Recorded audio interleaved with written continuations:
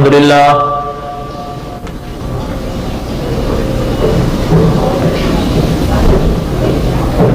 الحمدللہ حمدا کثیرا طیبا کما امر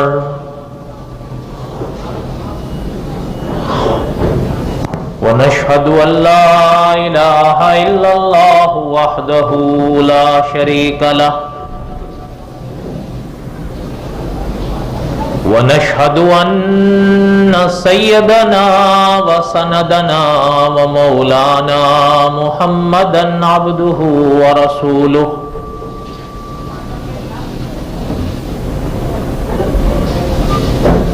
اما بعد اعوذ باللہ من الشیطان الرجیم بسم اللہ الرحمن الرحیم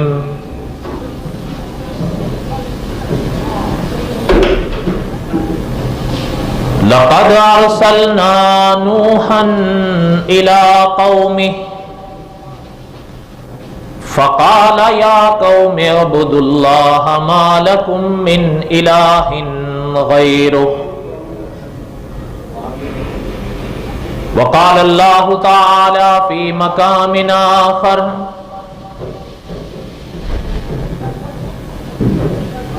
وَلَقَدْ أَرْسَلْنَا نُوحًا إِلَىٰ قَوْمِهِ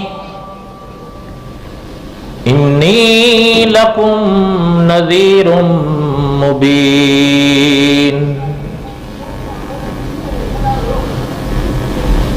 وقال الله تعالى سبحان ربك رب العزة عما يصفون وسلام على المرسلين والحمد لله رب العالمين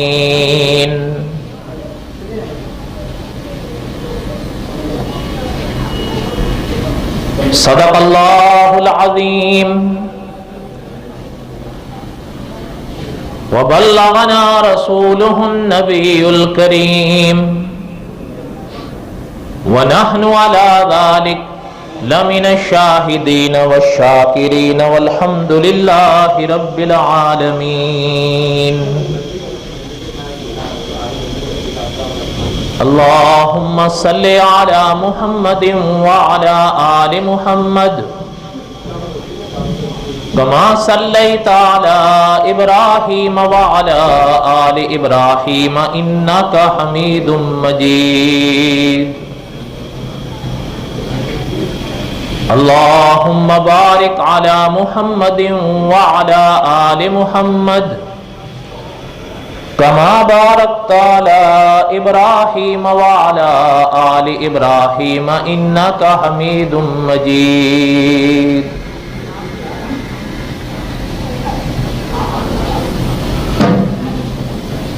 قصص الانبیاء علیہم الصلاۃ والسلام ہم پڑھ رہے ہیں۔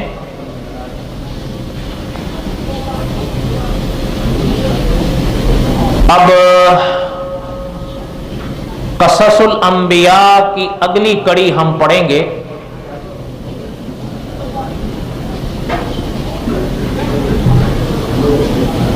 سلسلہ نبوت کی پہلی کڑی حضرت آدم علیہ الصلاۃ والسلام ہے۔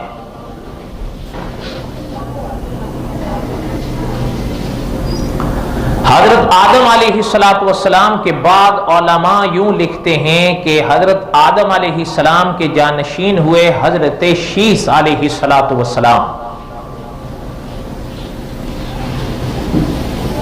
حضرت شیث علیہ الصلاۃ والسلام کے بعد کچھ علمی اختلاف کے ساتھ علماء نے یوں لکھا ہے کہ حضرت شیث علیہ الصلاۃ والسلام کے بعد آئے حضرت ادریس علیہ الصلاۃ والسلام۔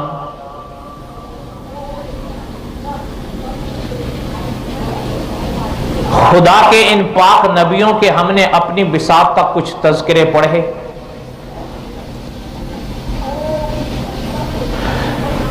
اب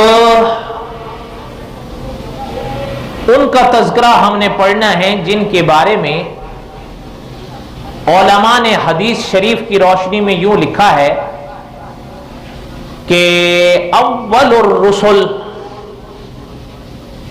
الی اہل الارض، اور بعض نے الی الارض لکھا، معنی دونوں کا ایک ہی ہے۔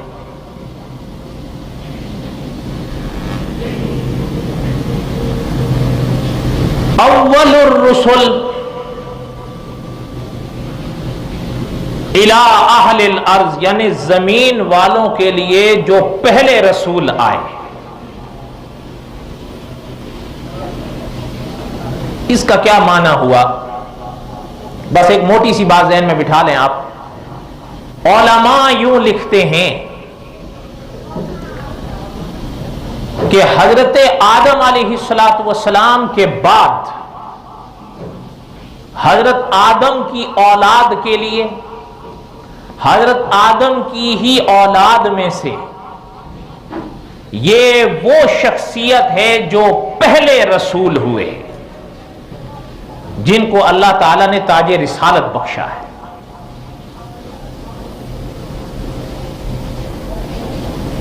اول الرسل الی اہل الارض، انہیں قرآن اور حدیث کہتی ہے حضرت نوح علیہ السلام۔ قرآن پاک میں حضرت کے نام پر پوری سورت ہے۔ خدا کے کچھ نبی ایسے ہوئے کہ قرآن پاک میں ان کے نام پر سورتیں آئیں۔ خدا کے ان نبیوں میں ایک حضرت نوح ہے علیہ السلام۔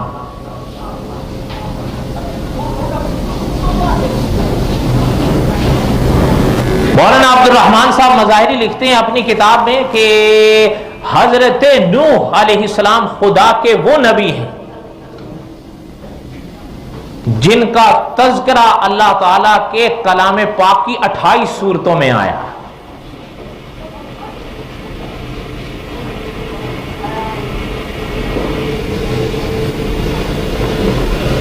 حدیث میں بھی آیا، تاریخ میں بھی آیا۔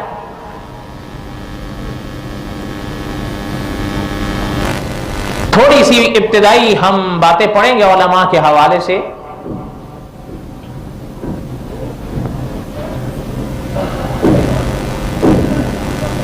صاحب قصص الانبیاء لکھتے ہیں کہ حضرت آدم علیہ السلام اور حضرت نوح علیہ السلام، ان دونوں حضرات کے درمیان میں 10 قرن گزرے ہیں۔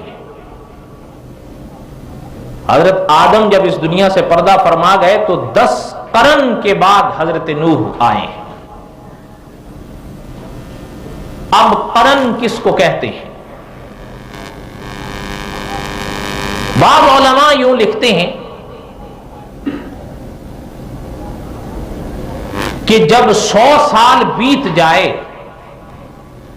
اسے قرن کہا جاتا ہے، جسے آپ اور ہم کیا کہتے ہیں؟ صدی۔ اگر ہم قرن کا یہ معنی مان لیں تو حضرت آدم اور حضرت نوح علیہ السلام کے زمانے میں کتنا فاصلہ ہوا؟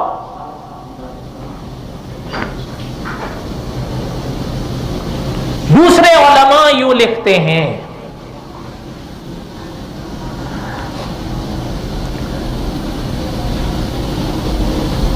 کہ ضروری نہیں ہے کہ قرن کا یہی معنی ہو کہ مدت 100 سال کی گزر جائے، اس سے کم بھی ہو سکتی ہے، اس سے زیادہ بھی ہو سکتی ہے۔ وہ اس کا معنی یوں کرتے ہیں کہ قرن کہتے ہیں کہ مثلا جیسے ایک نسل تھی وہ گزر گئی، اب دوسری آئی ہے۔ جیسے ابھی ایک وقت تھا آپ کے اور ہمارے باپ دادا کا دور تھا، ان کا دور گزر گیا، ہمارا آیا، اللہ کو منظور ہوگا ہمارا گزر جائے گا، ہماری اولادوں کا آئے گا۔ وہ فرماتے ہیں قرن اس کو کہتے ہیں کہ ایک نسل چلی گئی اب دوسری نسل آئی۔ تو ان علماء کے مطابق حضرت آدم اور حضرت نوح کے درمیان میں یعنی 10 قرن کا معنی یہ ہوگا کہ 10 نسلیں گزری ہیں۔ پھر ان کے نزدیک یہ کوئی ضروری نہیں ہے کہ وہ 1000 سال کی ہی مدت ہو، ممکن ہے اس سے کچھ کم ہو جائے، اس سے کچھ زیادہ ہو جائے۔ بات سمجھ میں آ رہی ہے؟ ایک تو یہ بات ہمیں پتہ چلی کہ حضرت نوح علیہ السلام اور حضرت آدم علیہ السلام کے درمیان میں 10 قرن ہیں۔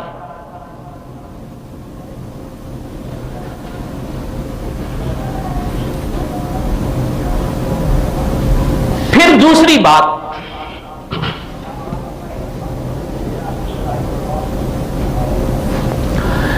ایک سوال علماء میں اٹھا کہ حضرت نوح علیہ السلام دنیا کے کس خطے میں تشریف لائے؟ ظاہر بات ہے صدیاں گزر گئیں، زمانے گزر گئے، قرن گزر گئے، نسلیں گزر گئیں، لیکن آئے تو حضرت اسی زمین پر تھے۔ اور اگر تاریخ پڑھنے کی کوشش کریں تو حضرت نوح علیہ السلام کی زندگی میں جس کشتی کا ذکر ملتا ہے، علماء نے باقاعدہ لکھا ہے، باقاعدہ اس کے نقش بھی دیے ہیں کہ وہ دنیا میں اب بھی موجود ہے۔ اس کی تفصیل ہم انشاءاللہ اپنے موقع پر پڑھیں گے، اللہ کو اگر منظور ہوا تو۔ بس چھوٹی سی بات ایک ذہن میں بٹھا لیں، کلام پاک تاریخ کی کتاب نہیں، اس لیے قرآن پاک میں یہ تو نہیں بتایا گیا کہ حضرت نوح علیہ السلام کس ملک میں تشریف لائے، یہ ضرور اللہ نے بتایا کہ آئے۔ البتہ علماء مورخین نے یوں لکھا ہے، اچھا یہ بھی ایک عجیب بات ہے کہ ہمارے بر صغیر میں ایک عالم ہندوستان میں، انہوں نے لکھا ہے کہ ابتدائی 6 صدیوں جو تاریخ حضرت نوح علیہ السلام سے جڑتی ہے، وہاں تو نہیں پتہ چلتا کہ حضرت نوح علیہ السلام دنیا کے کون سے ملک میں تشریف لائے، یعنی اس ملک کا نام یا وہ خطہ کون سا تھا۔ پتہ تو چلتا ہے حضرت تشریف لائے، محنت کی، لیکن وہ خطہ کون سا تھا؟ اچھا پھر آگے حضرت نے بھی لکھا ہے، اور یہ حقیقت بھی ہے، کہ جہاں حضرت نوح علیہ السلام پہاڑ پر کشتی، حضرت نوح علیہ السلام کی کشتی پہاڑ پر ٹھہری، اس کے بعد بحث علماء یوں کرتے ہیں کہ وہ پہاڑ کہاں ہے، اور حضرت نوح علیہ السلام نے پھر کون سے خطے پر آبادی اختیار فرمائی، آباد ہوئے۔ لیکن وہ تو بعد طوفان کے بعد کا قصہ ہے نا۔ اچھا پہلے کون سی قوم تھی جو حضرت نوح علیہ السلام کی امت بنی؟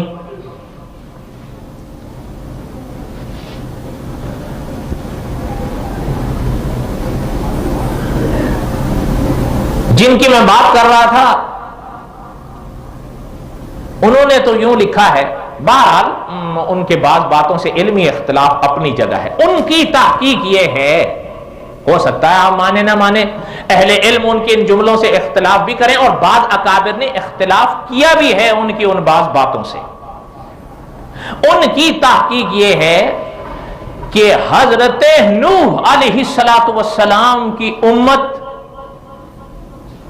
نسلاً بعد نسل وہی چلی آ رہی ہے جیسے آپ اور ہم ہندو کہتے ہیں۔ ہو سکتا ہے آپ اتفاق نہ کریں، کوئی اور بھی نہ کرے، کسی نے کیا بھی ہے علمی اختلاف، ایسی بات نہیں ہے۔ بہرحال وہ ایک بات اصول کی ہے نا کہ علمی بات سے اختلاف علمی انداز میں ہونا چاہیے، دلیل سے اختلاف دلیل سے ہونا چاہیے، ہے یا نہیں؟ ان کی تحقیق یہ ہے کہ انہوں نے اپنے پیغمبر کی یادیں بھلا دی، اور انہوں نے باقاعدہ ایک چیز پیش کی ہے کہ آپ نے نام سنا ہوگا، ان کے دھرم میں 2 کتابیں بڑی مشہور سنائی دیتی ہیں۔ ایک کو کہا جاتا ہے رامائن، جسے عام طور پر ہمارے لوگ رامائن پڑھتے ہیں، اور غالباً ایک اور ہے جسے بھگوت گیتا کے نام سے یاد کیا جاتا ہے. اس طرح کی جو کتابیں ہیں حضرت نے لکھا ہے کہ اس کو وہ بھی یہ نہیں کہتے کہ یہ آسمان سے آئی ہیں.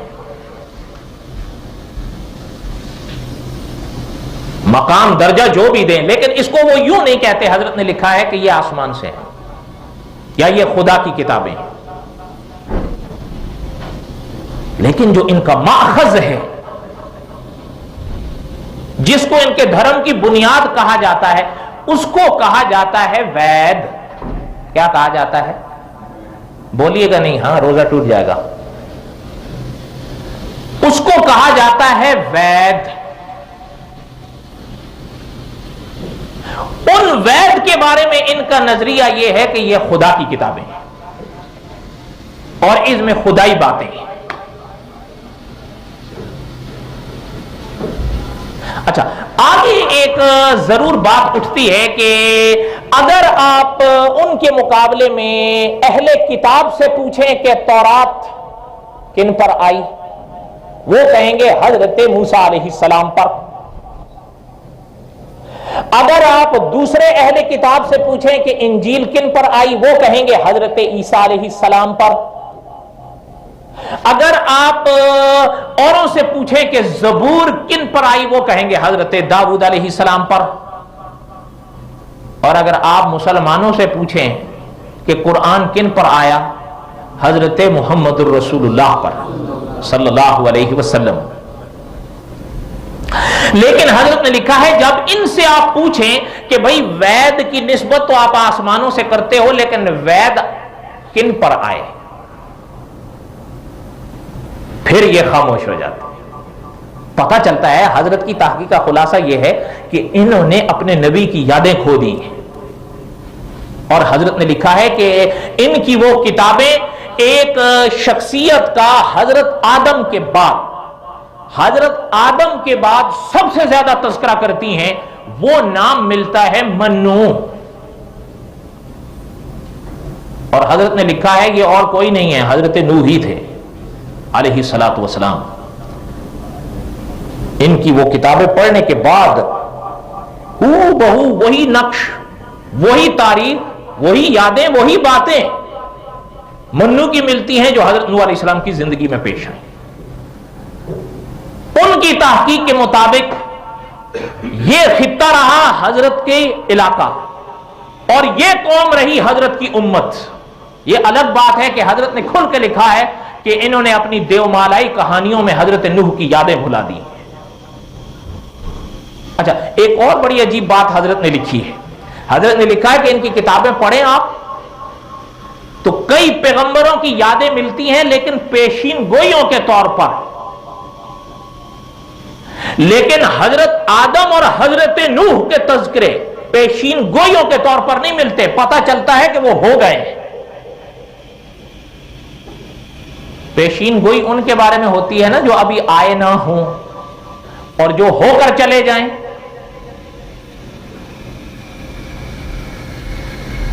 انہوں نے بہرحال اپنی یہ تحقیق پیش کی ہے کہ اپنا بڑی ایک عجیب کتاب ہے ان کی. بات میں نے پہلے اشارہ کیا کہ بعض باتوں سے علمی اختلاف اپنی جگہ ہے, لیکن بہرحال ان کی محنت اور خاص کر انہوں نے اپنے دعوے کے طور پر کچھ اور باتیں بھی پیش کی ہیں. قرآن پاک میں ایک آیت آتی ہے, ان الذین آمنوا والذین ہادوا والنصارى والصابئین. ان الذین آمنوا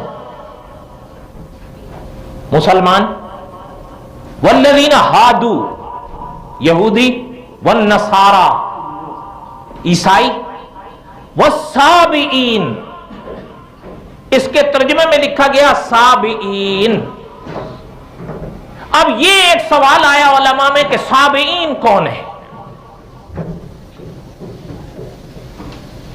مسلمان الحمدللہ جانے پہچانے, یہودی بھی جانے پہچانے, عیسائی بھی جانے پہچانے, بلکہ اس وقت بھی دنیا میں ان کی اکثریت ہے.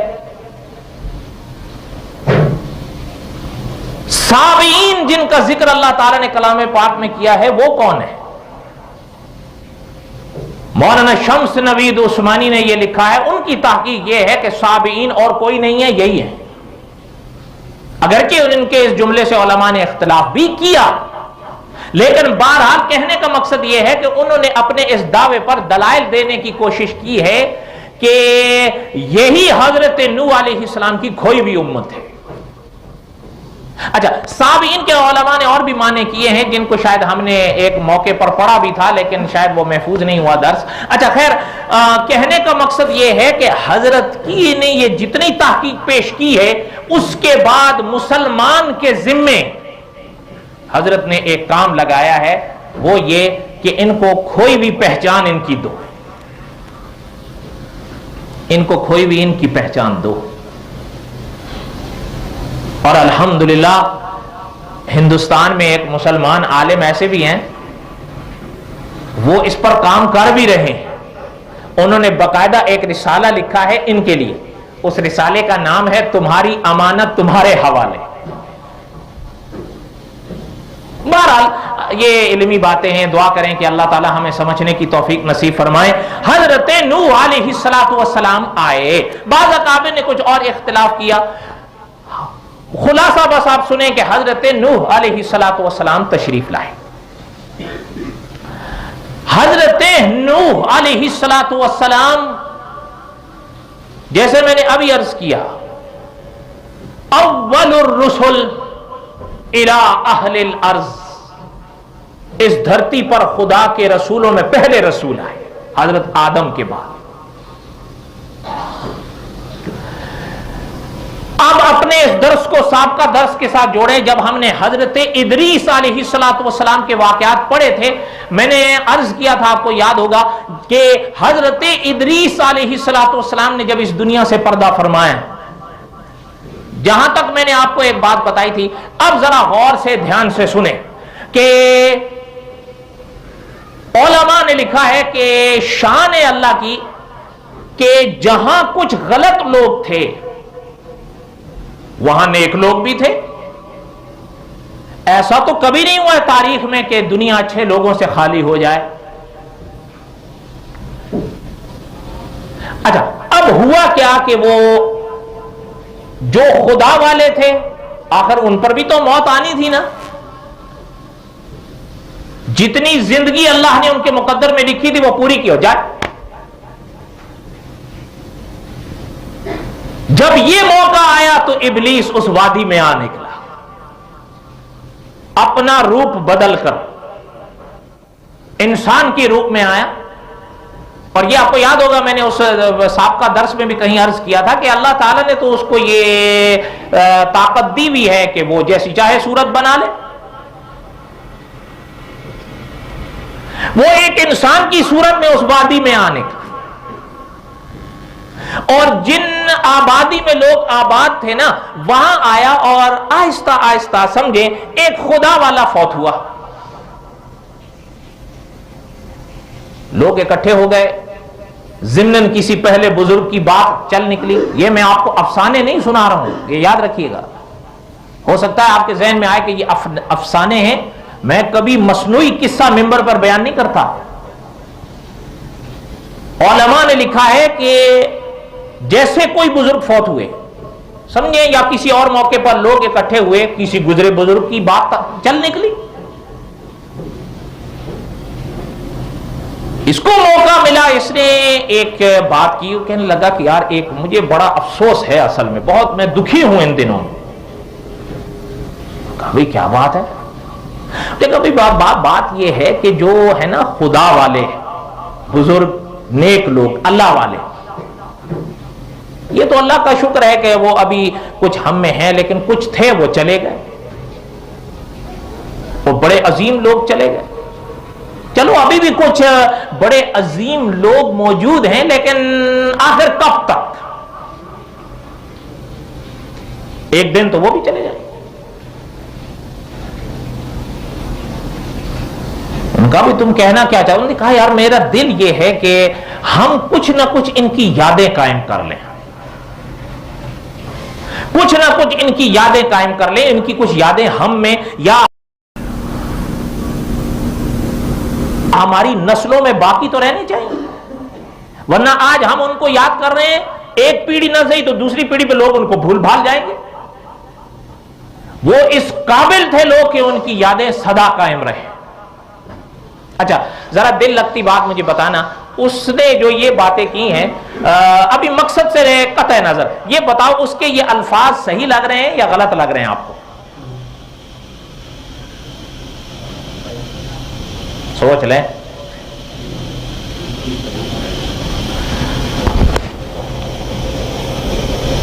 آخر اللہ تعالیٰ نے آپ کو بھی تو فہم بخشا ہے۔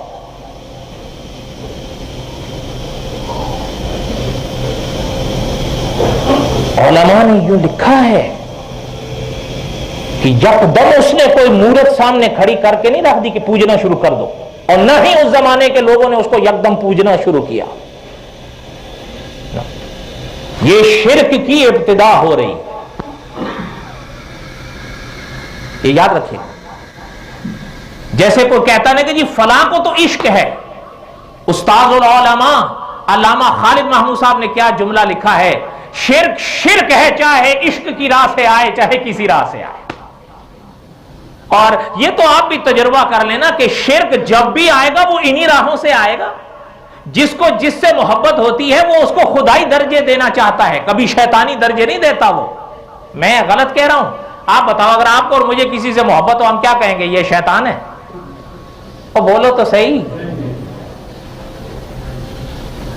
ہم بھی تو چاہیں گے کہ یار اچھا اب آپ دور کیوں جاتے ہیں؟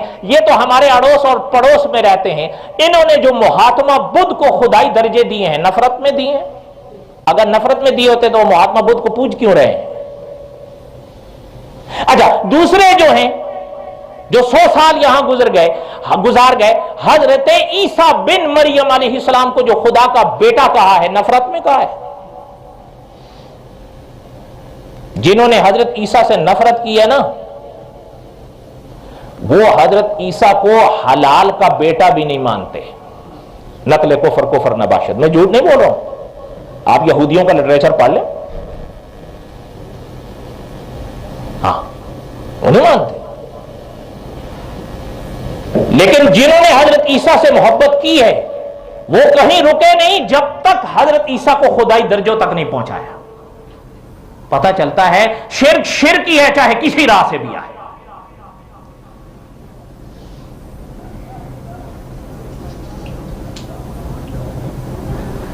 وہ کہنے لگا، اچھا انہوں نے کہا تم چاہتے کیا؟ انہوں نے کہا بھائی میں چاہتا یہ ہوں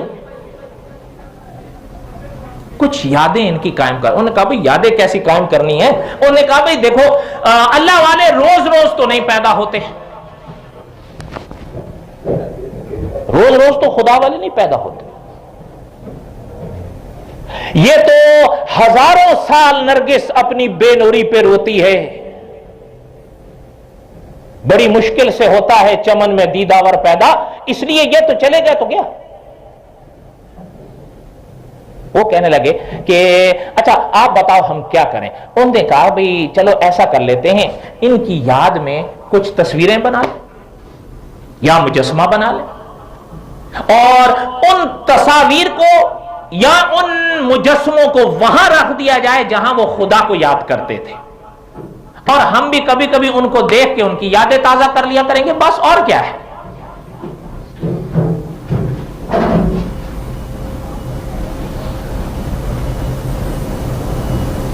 اچھا وہ کہنے لگے کہ بھئی ہمیں تو آتی نہیں تصویر بنانی، اور یہ تو آپ مجھ سے بہتر جانتے ہو زمانے میں کیمرے تو تھے نہیں، اور ہاتھ کی تصویر بنانا ہر شخص کا کام نہیں، نہ ہمیں مجسمہ سازی آتی ہے نہ سنگ تراشی آتی ہے۔ اچھا پتہ ہے وہ کہنے لگا کہ یہ میرا کام ہے،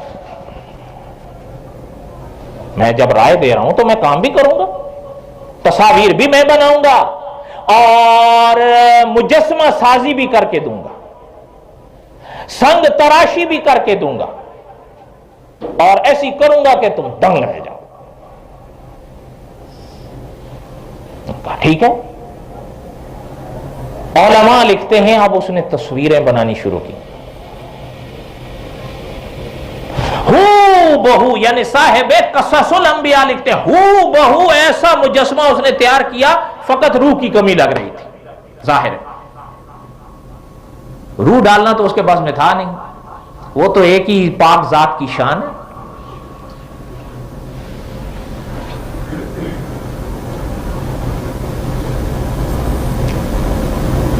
दुआ करें अल्लाह ताला हमारे अकीदों की हिफाजत फरमाए। अब उसने जब ये अपना बनाया ना, अच्छा अब वो क्या हुआ कि शुरू में बस उसने ये किया, जहां वो इबादत करते थे नेक लोग वहां रख दी, वहां सजा दी, बाकी कुछ भी नहीं। कभी कभी लोग वहां बैठ जाते थे, खुदा की याद में इबादत करते थे, कभी उन लोगों का ज्यादा उसको देख लेते थे, बस और कोई तसव्वुर नहीं था उनका, ना उनकी इबादत करते थे, ना उनको मुश्किल कुशा हाजत रवा समझते।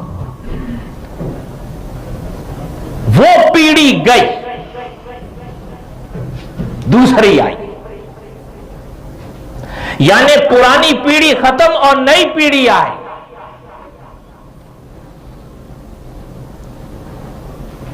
अब साहिबे कससुल अंबिया लिखते हैं कि इब्लीस उस वादी में फिर आ निकला। जब वहां फिर आया तो वो आकर पता है क्या कहने लगा कि उनमें घुल मिल गया। घुल मिल गया जब कुछ अरसा गुजरा ना, तो उसने इब्तिदा यूं की कि ये जो मुजस्समा देख रहे हो ना, आपके और हमारे बाप दादा इन्हीं की पूजा करते थे, सिर्फ देखते नहीं थे।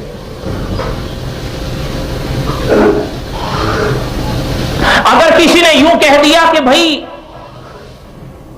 अल्लाह, तो उसने यह कह दिया कि क्या तुम इस काबिल हो कि अल्लाह से बराह रास्त मांगो? तुम और हम तो इतने पलीद हैं कि अल्लाह हमारी सुनता नहीं, इनकी मोड़ता नहीं।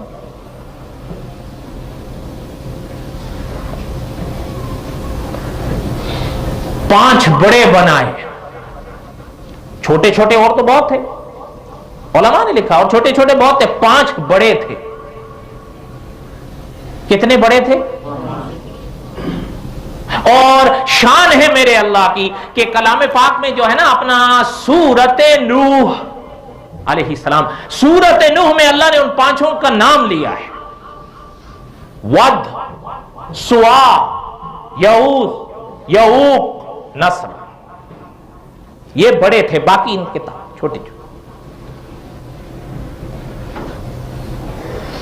अब ये हाल होने लगा, जो तस्वीरें सिर्फ यादों के लिए बनाई गईं, अब उन तस्वीरों और उन मुजस्समों ने पूजा की जगह ले ली।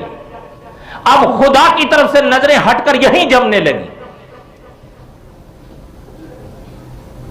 अच्छा, और पता है अपना साहिबे हिदायत की चिराग लिखते हैं कि बाद उलमा ने यूं लिखा कि पूरी वादी, और बाद उलमा ने लिखा कई वादियां इस लपेट में आ गई कि खुदा की याद का कोई तस्वर ही नहीं रहा तो सिर्फ बुत पूजा और कुछ नहीं। जब यह मरहला आया तो साहिब हिदायत के चिराग लिखते हैं कि अल्लाह ताला ने अपनी सुन्नत के मुताबिक, अपने पाक तरीके और उसूल के मुताबिक उन लोगों के लिए हजरत नूह अलैहिस्सलाम को भेजा कि जाकर इनको मेरा अकीदा समझाओ, जाकर इनको तौहीद बताओ। और अल्लाह ताला ने फिर कलाम पाक में फरमाया, लक़द अरसलना नूहन इला कौमिह, हजरत नूह को अल्लाह ने उनकी कौम की तरफ भेजा। अल्लाह जी क्यों भेजा? फ़क़ाल या कौमि उबुदुल्लाह मा लकुम मिन इलाहिन गैरुह। अल्लाह ताला का तो कलाम एक अजब शान रखता है। हमारे शेख फरमाते हैं बार बार पढ़ो कुरान को, एक बार ना समझ आए दोबारे पढ़ो, दोबारे ना आए सहबारे पढ़ो, एक दिन आएगा आपको कुरान जरूर समझ में आए।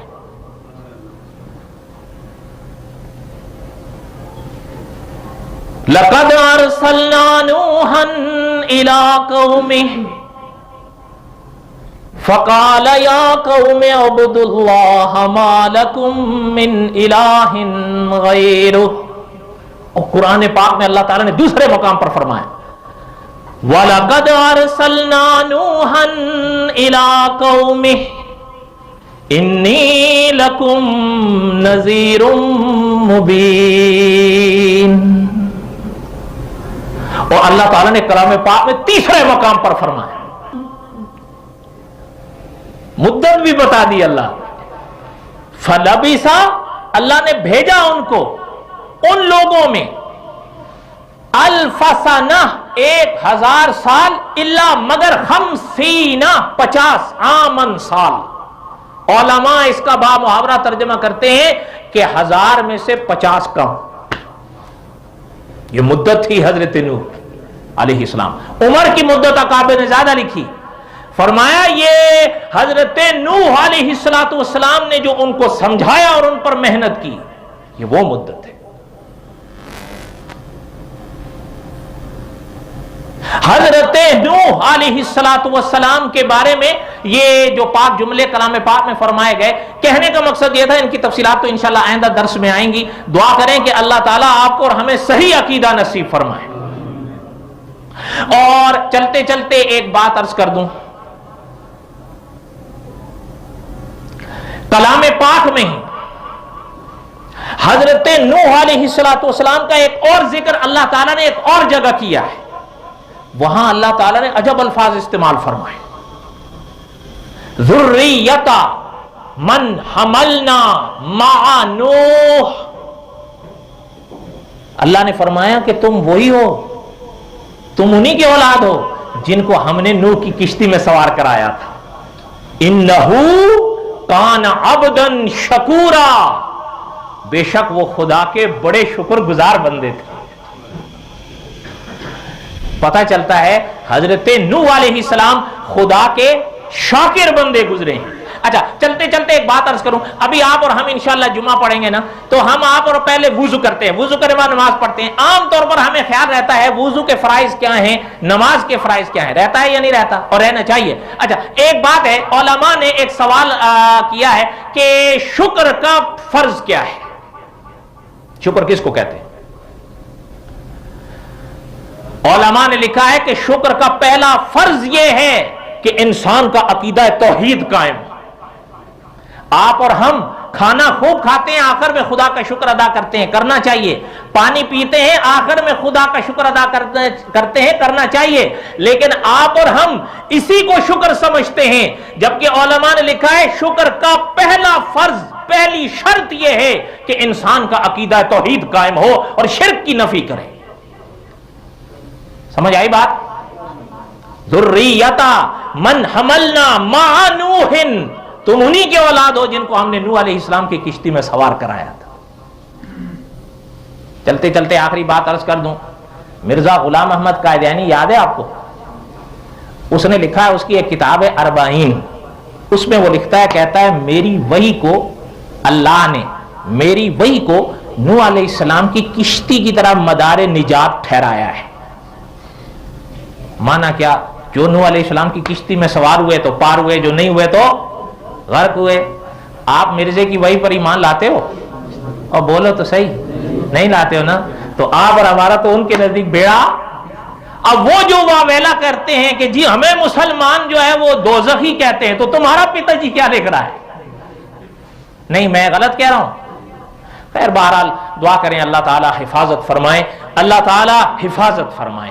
وما علینا الا البلاغ المبین. آگے آگے آ جائیں اور سنتیں ادا کریں, آگے کافی جگہ خالی ہے.